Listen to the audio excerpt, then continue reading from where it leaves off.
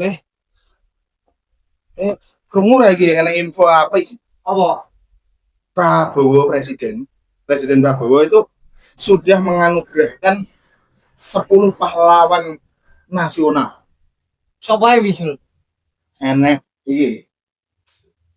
Al Mukarram Al Marhum Gus Dur. Gus Dur. Tokoh NU. Ya, betul. Ya. Dan tokoh santri. Enek itu Mbah Kyai Khalil. Bang Kolin. Bangkala. Sing enek Farsina. Pemasina. Guru. Dan ada yang agak menjadi perbedaan Sopo? pro kontra. Sopo? Presiden kedua Republik Indonesia.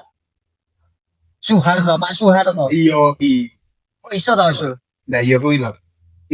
Maksudnya teko track recordnya kan memang banyak aktivis hantu sing menggaungkan kudu mengadili Soeharto toh. Iya, salah satunya bahkan neng NU itu ada beberapa tokoh yang menolak. Gusmus. Nah, terus yang pendiri ini NU Online wi Sabri kali. kali Piye gitu. lah ya awake dhewe nggak ngerti apa-apa cak bakal ngomong ya kudune golek ahli iki. Oh, Golek sejarawan lah minimal iso nyeritakne sepak terjange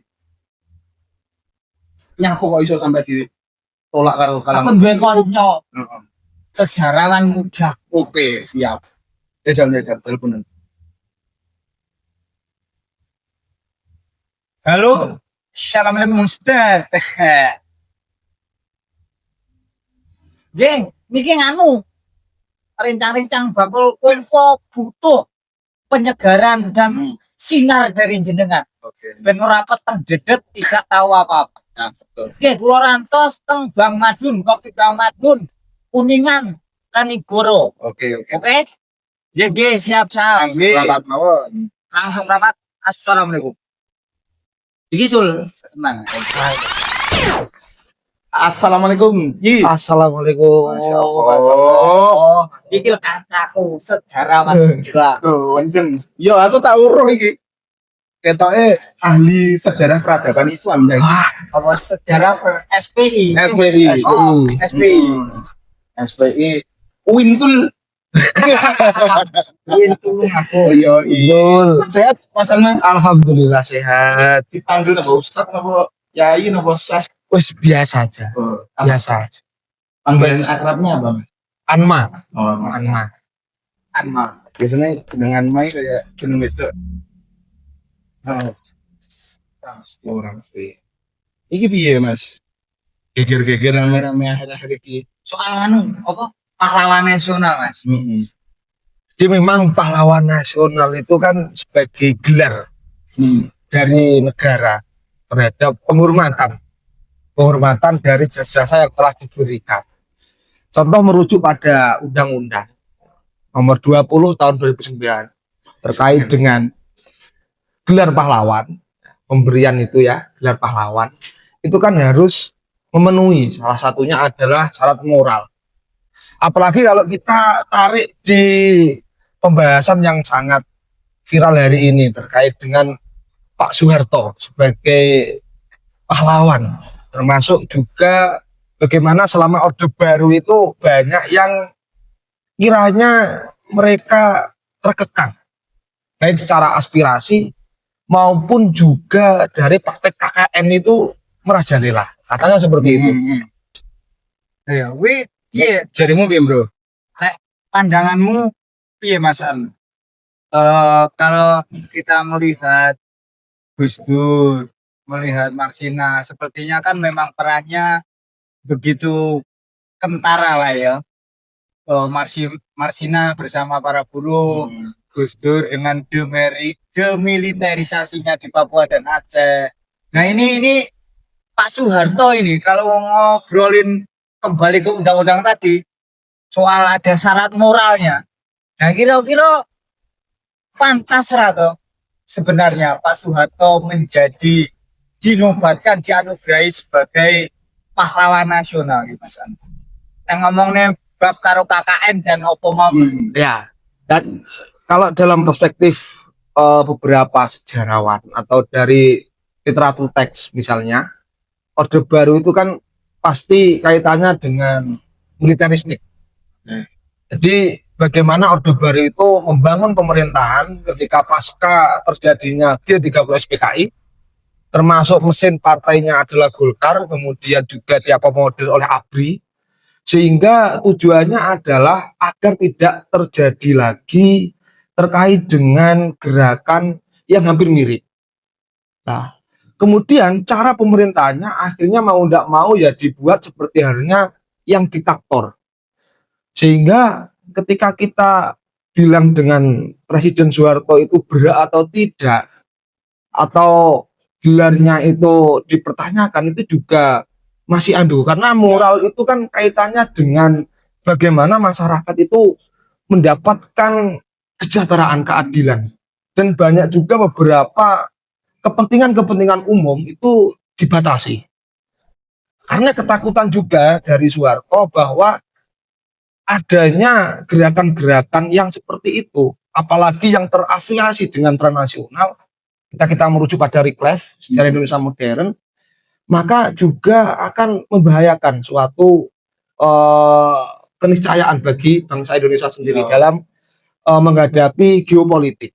Mergo zaman gue loh bro, kan Indonesia apa namanya memimpinnya Bung Soeharto itu kan pas waktu ada perang dingin ya, jadi nenek pengaruh tokoh Partai Komunis Indonesia yang itu katanya ini kan jadi perdebatan sejarah yang melakukan kudeta katanya. Tahun 65 itu. Iya, dan yang kedua kan Bung apa namanya Pak Harto, Jenderal Soeharto itu punya peran di situ untuk menjaga stabilitas negara. Jadi ini ngono. Dan pada waktu itu kan NU lewat Ansornya juga ikut dalam memberantas anasir-anasir PKI Yang dituduh dan Iya. yang katanya. ya. Jadi enek momen kemesraan pada masa awal kepemimpinan Pak Harto karena NU terutama di situ pemuda barisan Ansor atau Banser itu kan bersama dengan tentara ikut membersihkan kelompok-kelompok yang dianggap komunis itu loh. Nah, ya apa wi ceritanya sepak terjangnya Pak Harto dengan kelompok Islami? Ya apa sih mas? Jadi ketika kekuatan Islam itu dianggap sebagai basis yang kiranya juga banyak masanya termasuk dalam ormas itu sendiri, kayak dulu Mas Umi sempat dibredel pada masa Orde Lama, kemudian pada masa Orde Baru adanya kesenjangan terhadap kebebasan dalam berpolitik termasuk ormas yang notabene Islam. Contoh NU misalnya. NU itu kan dulu jadi partai politik, Mas. Oh sempat yo. Sempat tahun 1955 itu bahkan masuk 4 besar. Tapi setelah Orde Baru, kemudian 1970-an, 73 insya Allah, itu kemudian ada 3 fusi partai saja disederhanakan atau dirampingkan. Sehingga dari situ semua yang notabene dari kekuatan Islam itu dijadikan dalam satu rumah, yaitu Partai P3. Pembangunan Partai Pembangunan Persatuan Pembangunan. Bersatu sih apa membangun sih? Bersatu saya Oh lagi bangun. Orang bangun sih lagi bersatu. Ya kuwi jenenge yo hamil sebelum nikah. Oh, biasanya kan proyek sih lagi. Oh jadi partai-partai atau kelompok-kelompok Islam ini disatukan sama di masanya kepemerintahannya Pak Harto. Oh, enek ketakutan apa ya apa itu dengan kelompok? Adanya ketakutan karena mau ndak mau NU sendiri kan basis masanya besar. Dan itu nanti yang ditakutkan oleh Soeharto sampai munculnya asas tunggal 1985 UU tentang kemasyarakatan itu nggak terlepas dari ketakutannya ketika nanti kok delalah ideologi Pancasila tergantikan dengan ideologi Islam. Kita ingat flashback Orde Lama, ada DITII, kemudian itu juga ada Kartosuwiryo yang berusaha untuk merubah ideologi kita. Pemberontakan itu takutnya adalah adanya kekuatan Islam ini yang tidak diredam, dikontrol langsung oleh pemerintahan, itu nanti akan mengakibatkan adanya gejolak secara internal untuk kemudian bisa menggoyang kedaulatan negara kita. Itu yang terjadi, bahaya sekali. Makanya ketika hak politik kemudian dibatasi, akhirnya juga berdampak pada pemerintah yang kebanyakan itu lebih ke arah sekulerisme. Karena mau tidak mau motor penggeraknya adalah dari golongan militer dan sebagainya. Termasuk ketika kita merujuk pada Islam sendiri pada masa itu, kita lihat kondisi geopolitik juga, perang dingin. Bagaimana otoritarianisme itu menjadi salah satu cara untuk mengerim, meredam adanya gejolak internal maupun dari pengaruh konflik ideologi yang ada di dunia, seperti halnya perang antara Amerika dan Uni Soviet, perang dingin pada masa itu. Dan pada masa itu sangat ya dunia ini masih dalam tatanan dulu. Kalau Soekarno pernah masuk di gerakan non blok, terus ada lagi konferensi Asia Afrika, Ya. tapi itu kemudian Soeharto lengser dan Soekarno lengser. Kemudian Soeharto sendiri ketika tidak ada pembatasan pada ormas Islam, takutnya nanti malah ketika pemilu yang menang dari Islam itu nanti akan berbahaya bagi berlangsungnya kedaulatan negara. Itu Mas. Tapi kan memang kayak partai Islam belum pernah ya menang pemilu itu. Wah, saya tidak tahu. Nah iya kan, kayak pun almarhum Gus Dur ketika menjadi presiden pun pemenang pemilunya pada waktu itu kayaknya Demokrasi Indonesia Perjuangan ya, Ya, PDI.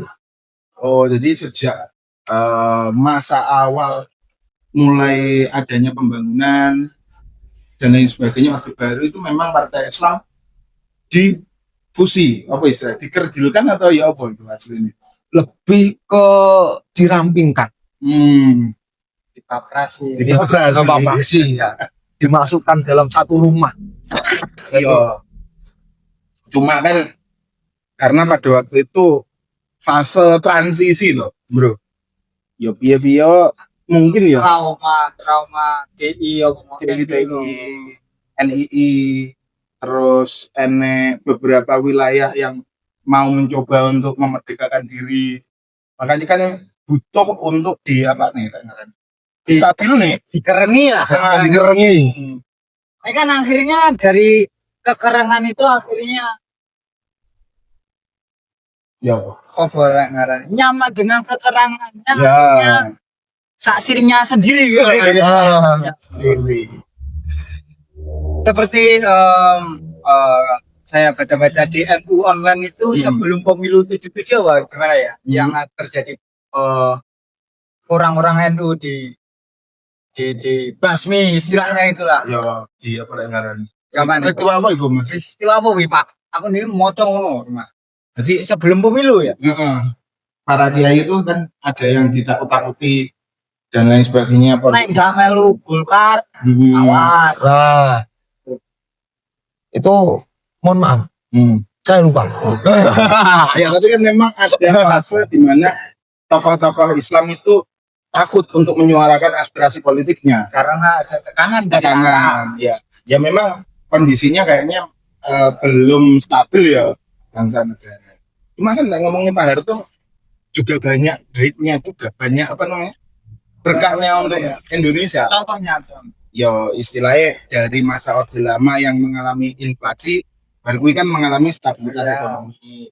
Jadi lek wong ditakoni kan jarene pena jamanku to. Wah, Jarene wong tua-tua. Mergo awakmu wis lair orang jamane Pak Harto. wis air. Wis Tapi ya orang ngerti kebijakannya apa. rego rokok. Rego apa jenenge es teh piro ndak gumroh ya. Belum. Jadi Tapi memang nek ngobrolin soal enek apike ya mesti enek eleke. Iya. Enek eleke ya mesti enek apike. Cuma kan sekarang harus ditimbang menurutku. Antarane apik karo elek ya kayak gini kan. Oke. Nah, kira-kira Mas Anma cara di persentase lah dari 100% kejadian ketika Pak Soeharto menjadi presiden itu persentase kebaikannya berapa dan persentase ketidakbaikannya berapa? Jadi menurut Selama pendapat dari saya 2 tahun ya? Iya, sekitar 32 dari 6 berapa? 60-an sekian sampai 98 kan? 98, 66, 98. Ada yang mengatakan 32 tahun, hampir 3 dekade. Jadi terus lagi 6 periode. 6 periode. Jadi kalau kita merujuk pada Soeharto sebenarnya kan ada program Repelita, rencana pembangunan 5 tahun. Jadi kritiknya pada masa Orde Baru itu pembangunan ekonomi, pembangunan kemaslahatan pendidikan itu tidak beriringan dengan adanya keran-keran demokrasi. Jadi dengan adanya militeristik itu tadi, kemudian keran-keran demokrasi ini tertutup. Tapi juga pembangunannya itu terus berkembang. Bahkan kita itu kan dalam bidang pangan itu sampai bisa dikatakan kita memiliki nama besar. Swasembada pangan. Swasembada pangan itu juga banyak dampaknya dari program Pak Harto. Tapi kalau kita lihat dari beberapa kejadian-kejadian seperti halnya kasus-kasus pelanggaran HAM itu juga banyak terjadi. Karena mau tidak mau ketika ada yang berusaha untuk memberontak ataupun untuk bergejolak itu nanti kan ada dari kepolisian atau dari militer itu mereka ABRI memiliki nama-nama termasuk juga premanisme. Oh iya, istilah yang dia apa? Petrus, penembak Misterio. Jadi orang yang dianggap sebagai kriminal itu adalah orang yang memiliki rambut gondrong. Ya, rambut gondrong. Ndek kok, Bro. Ora iki, kena Sing ngisor sikil. ya lumayan. Bahkan dulu ketika kita tanya kepada mbah-mbah dulu, pada masa mudanya zaman Soeharto, mau mengadakan pengajian aja itu butuh izin ke polsek setempat. Koramil jadi ini. Koramil Ya, kecamatan itu. Ya, Koramil setempat, mohon maaf. Jadi izin dulu konten yang dibawakan, pengajian dibawakan itu kritik pemerintah atau tidak. Kita flashback ke peristiwa kerusuhan Tanjung Priok, Amir Biki misalnya. Ia kan mencoba untuk mengkritisi. Bahkan taruhannya adalah ada beberapa orang yang meninggal dunia akibat dari kerusuhan tersebut. Nah itu kemudian kalau kita persentase berapa persen, ya ada yang mengatakan 50-50. Ada yang mengatakan Soeharto itu banyak baiknya dan juga banyak dari kebijakan ataupun tindakan represifnya. Sehingga kalau dibilang banyak bagusnya itu juga banyak yang kurang sepakat. Makanya sampai hari ini pun terkait dengan orang-orang yang nggak sepakat diberikan gelar pahlawan untuk Soeharto itu juga melihat dari kejahatan HAM itu, Mas. Jadi kaitannya dengan moralitas itu pada hal tersebut. Sehingga mau tidak mau Soeharto itu masih bisa dianggap sebagai aktor utama dalam kasus-kasus kerusuhan-kerusuhan yang ada di beberapa wilayah. Sehingga banyak mengorbankan korban jiwa, termasuk ada beberapa orang-orang yang hilang, aktivis-aktivis yang hilang. Mau menjelang reformasi. Ya, menjelang reformasi. Ada lagi peristiwa Trisakti, misalnya 6 mahasiswa. Mau tidak mau itu juga ada indikasi ke ranah situ. Belum lagi di Banyuwangi, di Sunija. Ya, itu kan NU juga menjaga para yai-yainya. Ada yang mengatakan itu dari golongan tertentu ya, yang berbadan tegap lah, sudah tahu semua.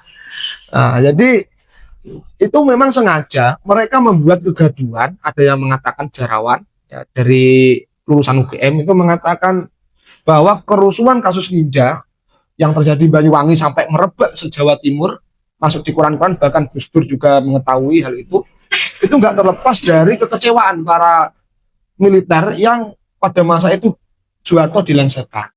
Jadi mau tidak mau ya buat rusuh karena kekecewaannya sangat besar. Tapi kalau kita lihat dari golongan Islam yang mereka priai atau lebih ke nasional, mereka persentasenya lebih tinggi dengan kepercayaan elektabilitas dari pola pemerintahan Soeharto. Tapi kalau kita ambil misalnya dari aktivis HAM, kemudian dari golongan ormas Islam, pasti mereka maksimal itu 50-50. Bahkan kebanyakan lebih banyak kontra dibanding dengan pro-nya. Iya sih. Jadi kroso sih, yang paling banyak menolak terkait apa istilahnya penganugerahan pahlawan itu kan suaranya yang keras kan dari kelompok Islam ya, dari Gusmus, terus dari tokoh Muhammadiyah itu siapa, Usman Hamid, Amnesty Internasional, memang kayaknya punya memori lama yang buruk terkait dengan Pak Harto. Kalau yang rame kan kemarin aku pernah sempat baca kan trennya di X itu, media sosial yang paling kritis terhadap penganugerahan pahlawan ini pada presiden kedua itu di X. Oh iya, Di X. Di X Twitter dulu ya? Twitter, yo. Nah, yang media liya nih apa Meta, Facebook, Instagram, terus neng apa TikTok, ini kabeh tonnya itu positif, Pak. Semuanya itu mengapresiasi keputusan presiden. Ya karena mungkin satu neng media-media gue nggak begitu kritis, nggak banyak debat argumentatif dan lain sebagainya. Di sini kan apa yo, ya neng TikTok nah semua teh wong, nah iya wong biasa lah, wong nasional sebenarnya juga dan tapi memang kan pas dulu nggak tahu ada kekuatan apa, cuma aku ki ngupload penolakan Soeharto sebagai pahlawan nasional. ya Itu saya DM dan di komen yang saya kira buzzer. Nah, intinya lele gue ngomong apa loh? Setuju, kamu harus setuju Soeharto dijadikan pahlawan nasional. Arahnya ke situ arahnya. Oh. Nah itu ada akun-akun yang DM dan komen seperti itu. Dan saya buka, saya cek, sepertinya ini buat. Oh. Nah seperti itu kan memang ada kekuatan tersembunyi ya yang menggerakkan buzzer sehingga algoritma di media sosial itu kok sepertinya memang sengaja ditata seperti itu ya. Nganu lah bahasanya ya caranya ben mendukung positif lah. Betul. Positif vibe. Tapi yang sih jangan asli bakuan 6 loh isinya bro. Nah, tapi kan memang jarang ya ngomongnya bahwa semua berdasarkan data. Argumen. Nah ini kemarin kan rame soal survei dari apa itu? Warung kopi gitu loh. Itu kan menunjukkan Lembaga survei ya, lembaga survei itu. warung kopi itu. Intinya warga yang setuju Soeharto sebagai pahlawan nasional itu hampir 80%. Nah, menurut kacamata panjenengan, cara penobatan pahlawan itu melalui survei ya? Boleh enggak? Boleh lah. Gini, kalau kita mengacu pada survei ataupun dari kepuasan masyarakat, itu juga kita lihat dari sisi sosok tersebut, sebesar apa pengaruh dan sebesar apa ketika ia masih hidup dalam memperjuangkan negara ini. Entah dalam perjuangan mengusir penjajah atau perjuangan melawan penindasan atau perjuangan melawan ketidakadilan atau perjuangan dalam menegakkan kedaulatan negara. Kalau basisnya survei itu juga akan plus minus. Plusnya itu nanti akan muncul pahlawan-pahlawan yang mungkin masih belum disahkan, tapi atas dari survei itu kan sudah banyak yang kemudian menganggap dan itu bisa membawa nama sosok tersebut masuk di daftar dari yang direkomendasikan. Minusnya adalah ini ruang publik ini kan tidak semua orang memiliki satu akun. Survei pun kan mau tidak mau satu orang lebih satu email kan bisa. Nanti takutnya adalah ada oknum tertentu yang berusaha untuk memainkan survei tersebut. Memanipulasi. Ya makanya kalau kita coba meminjam dari teorinya Yuval Noah Harari, atau simulacrum tepatnya. Bagaimana ruang-ruang yang ada pada ruang maya itu kan dunia ilusi. Apalagi kelemahan-kelemahan dari dunia maya, cyber, itu orang buat akun, tidak diidentifikasi pun namanya, ia bisa komen, Oh iya, iya. bisa buat status, bisa jadi buzzer, akun bot. Akhirnya survei-survei ini mau tidak mau untuk mencari validitasnya juga bisa diragukan. Ya, cuma kan ada survei, kalau survei tatap muka gitu Mas. Tatap muka pun kan itu kebanyakan valid, cuma mau tidak mau ketika mau jujur tapi kok delalah itu dulu ada jasanya kepada keluarga atau dulu ketika kebijakannya diangkat sebagai PNS sebagainya, meskipun dampak yang dirasakan itu tidak seperti halnya yang dialami dulu oleh keluarganya, mau tidak mau kan tetap mendukung. Nah itu dari survei sendiri ya. Terus survei itu tidak bisa dikatakan sebagai syarat mutlak, Ya, nggak iso diacuan ya, tidak bisa dijadikan acuan mutlak di survei seperti itu. karena bias Pak. Subjektif itu kan pendapat. Dan yo salah ini kan apa yang pengadilan HAM terkait kasus-kasus itu belum sampai tuntas diselesaikan oleh pemerintah toh. Awal itu kan yo ora iki sapa pelakune dan lain sebagainya belum jelas. Yang ada kan masih apa istilahnya? Kajian-kajian seperti itu kan. Tapi putusan hakim yang menyebut bahwa ini seperti apa, kasus ini diusut tuntas itu kan koyo durung mari gitu. Kemudian Pak Menteri HAM Durung mari apa tidak akan selesai? wah itu Wah, iya weh. jadi Dari Mas Anma. kalau kita melihat dari apa namanya terlalu cepat dalam memberikan gelar, itu memang sebenarnya Soeharto sendiri kan dulu mau tidak mau dilengsarkan dari banyak golongan. Katanya Pak Harto Ya, mengundurkan diri, tapi kan didemotasi untuk mundur. ya ada momen sebelum mengundurkan diri ada demo-demo. Demo-demo akhirnya mengundurkan diri. Ketika mengundurkan diri tersebut, mau tidak mau kan yang sosok terlibat itu banyak elemen untuk mengundurkan Pak Soeharto dari kursinya, mulai dari cendekiawan, tokoh agama, aktivis, mahasiswa, buruh. Mau tidak mau ini kan sudah representasi dari masyarakat Indonesia. Meskipun dari golongan tertentu juga nggak terima. Tapi ketika kejahatan HAM, ketika Orde Baru selama 32 tahun, itu ada beberapa kekisruan, terus ada beberapa hal yang terjadi terkait dengan HAM tersebut di tahun-tahun tersebut.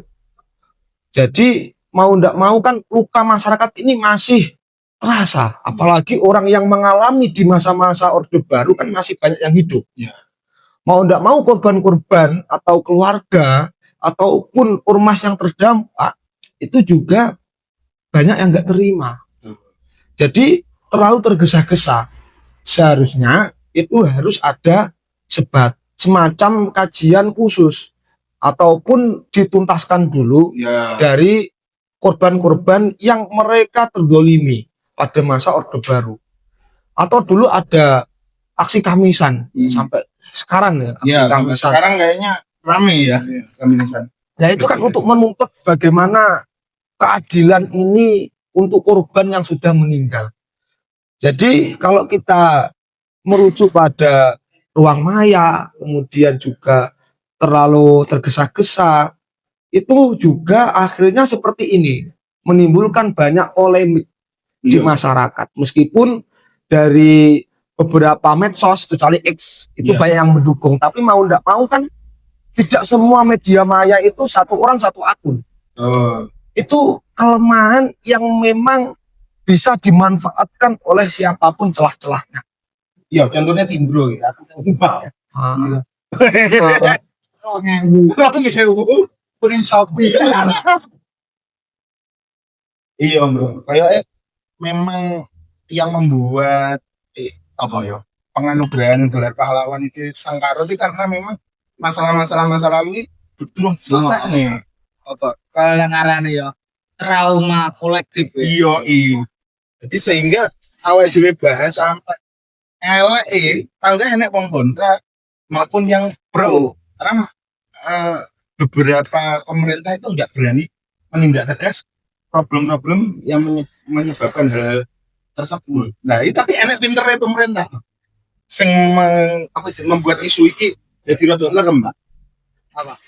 Nah, jadi Pak Harto itu dianugerahi bersama dengan tokoh-tokoh yang pada masa lalu dianggap tanda kutip musuhnya Pak Harto.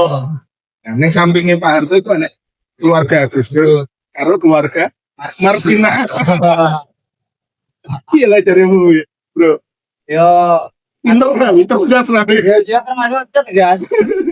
Saiki piye njajali antara Thanos dan apa musuh Thanos? Avenger dalam satu ruangan sama-sama menerima duet pahlawan. Wah, Iya nek menurutmu? yo Kayak Saras 007 dan Mr. Black. sampai nolak itu kok koncoku oleh, sing orang dikagumi oleh. Sampai nolak kan ngono to, rodok piye iki yo. Kan ya akhirnya kayak piye iki?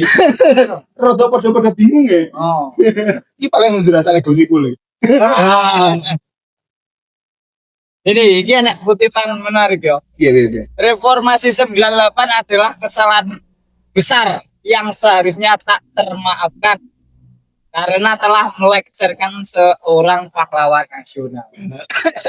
Jadi, Wong-wong iki lek kabeh. wong songo wolu demo terlalu kabeh. Karena ternyata sing di demo itu pahlawan nasional. Iya diadab lagi ora takon ngono ya. Iya. Piye menurutmu, Mak? Jadi gerakan 98 ke apakah benar-benar kesalahan karena yang di demo itu adalah seorang pahlawan nasional? Jadi gini Mas, tidak semua apa yang ada hari ini dan yang diasumsikan itu semuanya benar. Contoh Soekarno pahlawan nasional atau tidak kira-kira?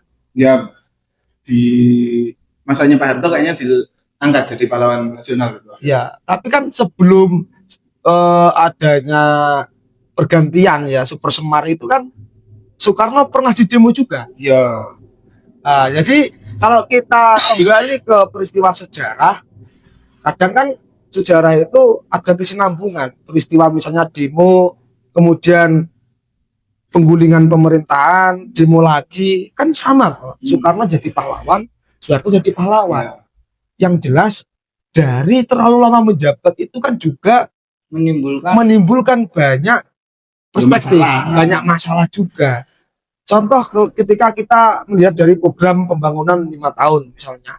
Jadi kan di akhir-akhirnya kan akhirnya merosot meskipun di pertengahan pelita ke 2 sampai 3 itu kan ada peningkatan signifikan, tapi di akhir itu kan merosot karena ada krisis moneter. Krisis moneter ini kan ada kekisruhan di mana-mana. Belum lagi nasibnya orang-orang etnis Tionghoa. Akhirnya nanti diselamatkan oleh Gus Dur, ya, diresmikan agamanya. Nah itu kan mereka juga jadi korban penjara. Ya mohon maaf korban-korban yang seperti itu. Mau tidak mau kan seperti halnya keturunan dari PKI misalnya di KTP-nya ditulis PKI. Nah, terus di situ juga Tapol. Tidak bisa jadi ASN. Tidak bisa jadi sulit dapat pekerjaan seperti itu. Jadi kalau kita lihat dari orang yang kita demo itu kemudian jadi pahlawan, berarti yang demo salah, menurut saya itu harus diluruskan. Jadi seorang pemimpin sebijak apapun itu pasti ada kubu yang pro maupun kontra. Itu pasti. Yo piye ya? Lek bahasane Pak Harto ya ngutek Pak Harto ya. Ikul dhuwur mendem jero. Kamu jerune tok. Kejeruan, mendemnya kejeruan. Nanti kan memang ngomongnya gelar pahlawan nasional itu adalah proyek asli nih bro. Iya lah. Ini yang dibagi-bagi. Tokoh-tokoh ini siapa yang kebagian. Bahasanya ya bukan kok mengecilkan kiai-kiai misalnya. Tapi kan itu memang jatah untuk golongan muslim misalnya. Terus untuk koyo Marsina itu dalam perspektif apa bagi-bagi kekuasaan itu kan jatahnya kelompok buruh. Jatahnya apa yang mengusulkan kan kemarin itu pas waktu demo buruh May Day ketua partai buruh itu kan mengusulkan kepada Pak Prabowo, kebetulan berada di Ibarat kekuasaan. ya di pada waktu memenuhi hari buruh kan nah, dia diusulnya dan mengiyakan pada waktu itu dan menyuruh kepada si siapa jenis wamen ini Agus Jabo aktivis 98 untuk menyegerakan ini agar segera disahkan. Jadi nah itu kan bahwa yo awal itu ojo terlalu sulap lah karo gelar pahlawan nasional akhirnya kan ngono to. Mergo iki ya gum-guman asline. Mung iki unik ngono lho. Enek apa jenenge musuhe bareng karo disahne dadi pahlawan bareng-bareng. Tapi kalau ya mungkin kalau bahas Pak Harto Tahanan. peran yang lah. Ini jadi perdebatan. Mungkin teman-teman bisa komen ya pro kontranya dan apa sih saja nih usulannya kepada pemerintah dengan adanya huru hara hari ini seperti apa.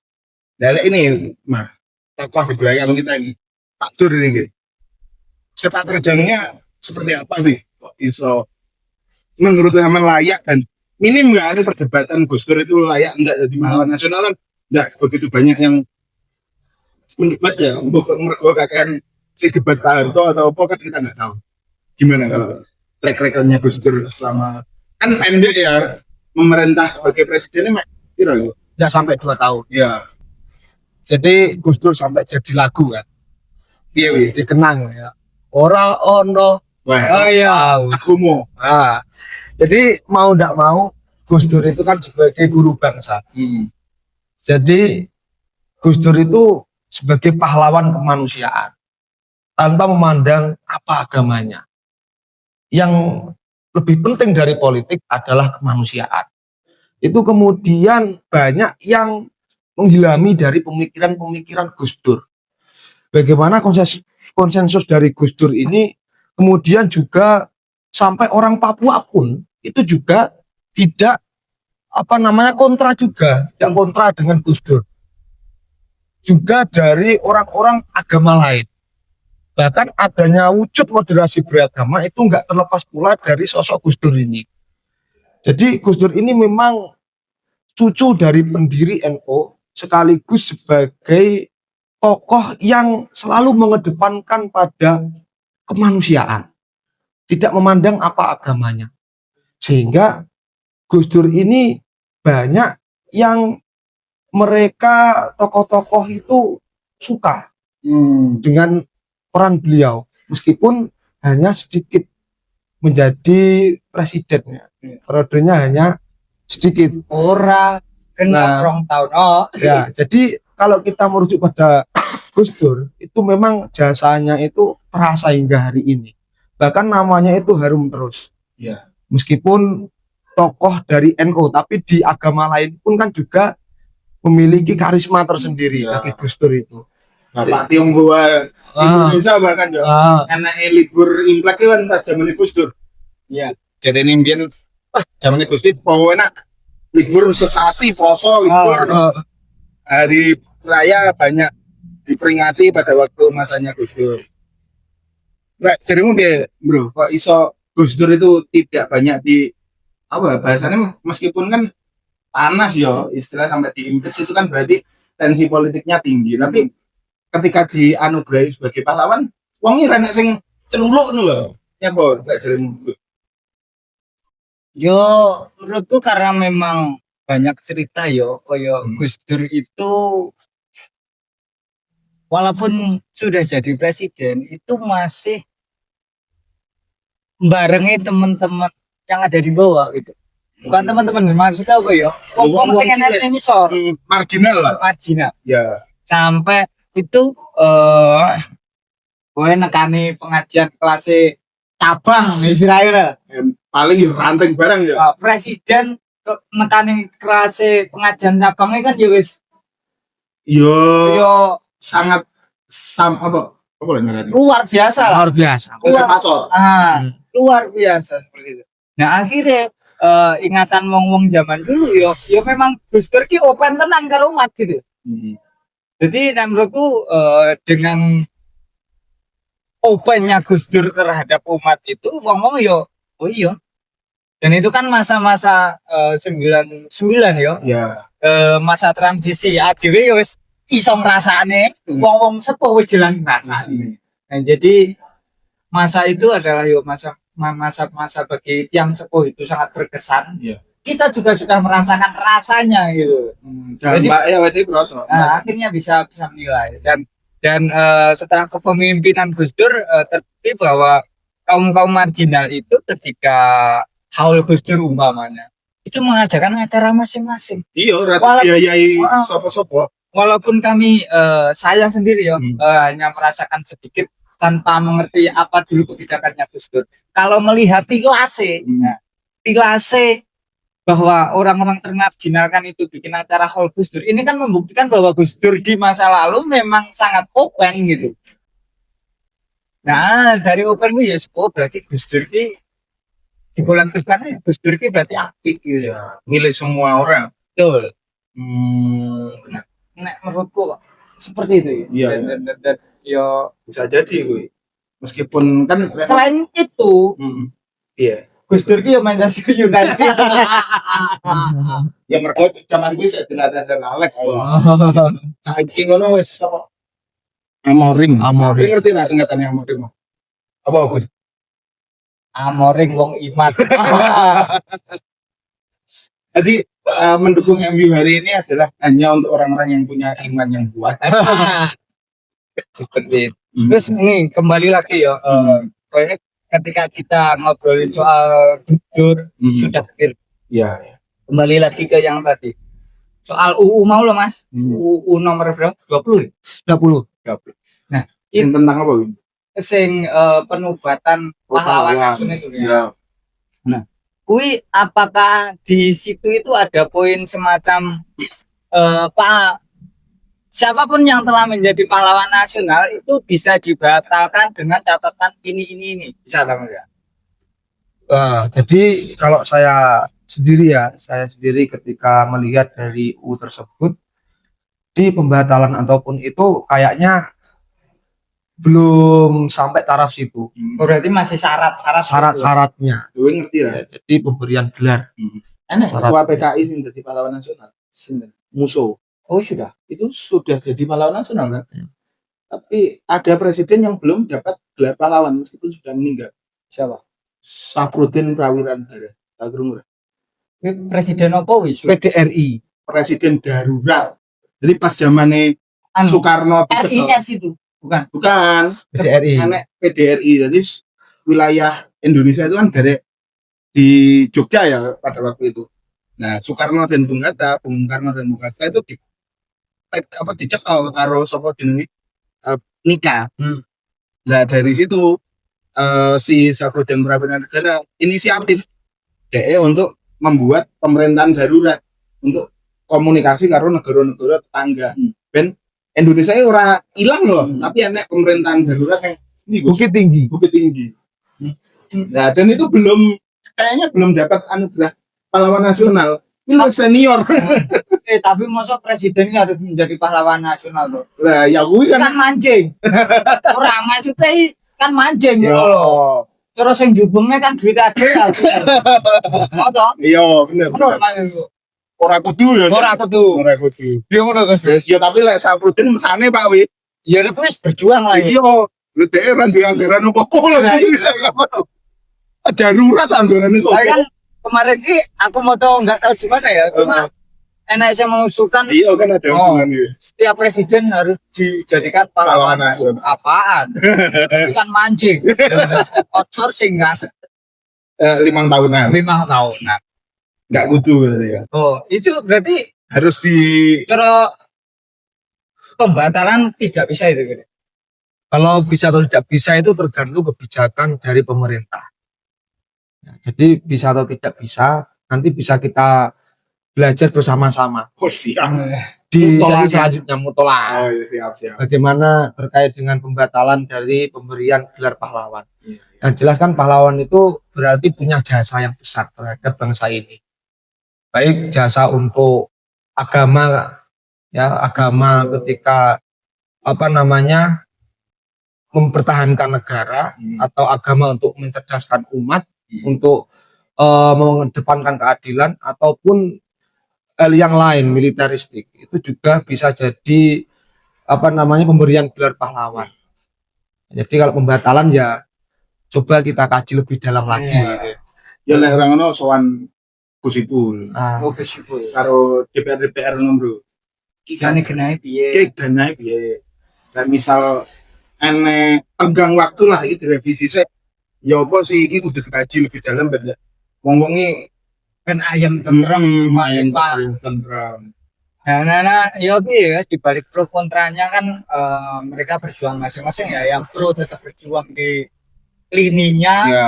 yang kontra juga berjuang di lininya. Cuma ketika kita sudah tahu bahwa pembatalan gelar pahlawan itu bisa, mungkin anak-anak yang kontra itu juga cara berjuang, wah, ini masih ada kesempatan. Ya. Ini masih ada kesempatan. Enak pintu untuk merevisi Nah, keputusan ini. tapi ngene lah, wila diomongin keren entek iki.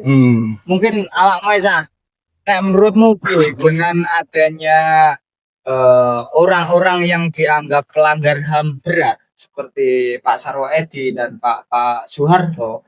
Nah menurutmu piye? Kira-kira iso ora? Dan awakmu setuju ora ketika mereka berdua itu dinobatkan sebagai pahlawan nasional? Nek iyo alasanmu apa? Nek ora setuju alasanmu apa komenen? Ya, ben kita saling sinau bareng lah. Sinau bareng. Oh, sakjane ngene loh. Karena apa yang kita katakan ini berlandaskan pengetahuan yang kita ketahui masing-masing. Dan yang kita yakini itu benar. Nah, Kalau enek salah yo saling mengingatkan di kalau. ini Mas Anma, mungkin di Hari Pahlawan ini Kulo dan teman-teman Bagol Kompo minta closing statement soal pahlawanan. Ya, ini di rumahnya bareng-bareng ya. Jadi yang namanya pahlawan itu adalah mereka yang rela berkorban demi tanah air kita. Jadi siapapun yang nanti rela berkorban demi tanah air kita, ya kita sebagai contoh dari warga yang baik yang mencerminkan dari pahlawan-pahlawan yang telah mendahului kita. Iya. Jadi jangan lupa tetap mengirimkan Fatihah kepada mereka, karena mau tidak mau kita hari ini bisa ngopi, bisa merokok, juga nggak terlepas dari pahlawan-pahlawan tersebut. Sepak terjangnya. Sepak terjangnya seperti itu. Yes, ngono bro. Jalan-jalannya Bung Karno kan jas merah. Jangan sekali-kali Merupakan sejarah. Jadi kita memang kudu muri-muri. Ya memang pro kontra biasa. Ya dan ketika memang masih belum terklarifikasi ya harus dialektika ini. Ya jodosan semua kan diomongin. Ya, jadi ini Pak Harto mikul dua mendem dulu. Saya bilang zamannya sama.